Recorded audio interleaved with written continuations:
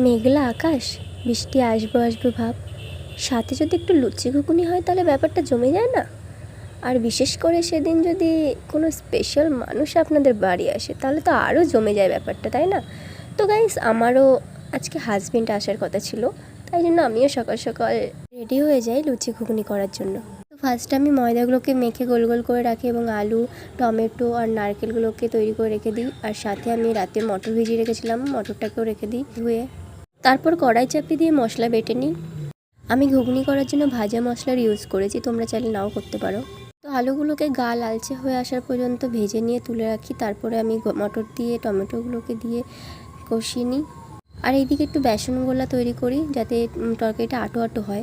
কষানো হয়ে গেলে জল দিয়ে ঢাকা দিয়ে দিই। তারপর ময়দার পাত্রটা খুলতেই দেখি ময়দাগুলো সব এঁটে গেছে, একে একে গায়ে লেগে গেছে। তারপরে আবার করে আমি সব রেডি করি। আর এইদিকে আমার ঘুগনিও কমপ্লিট, সেন্টও সেই লেভেলের বেরোচ্ছে, তোমরা অবশ্যই ট্রাই করে দেখবে। আর এইদিকে আমার ঠাম্মা, ওনার নাতনি জামাই আসবে বলে সকাল সকাল আমাকে হেল্প করা শুরু করে দিয়েছে, এটা ওটা সব কিছু করে দিচ্ছে। আর এখন লুচিও বেলে দিল, আর আমি গরম গরম লুচি তুলে গরম গরম ঘুগনির সাথে খেয়েছি সবার সাথে শেয়ার করে। আর এই খাওয়াটা যদি স্পেশালি আপনার হাজব্যান্ডের হাত থেকে হয় তাহলে ব্যাপারটা কেমন হয় বলুন তো?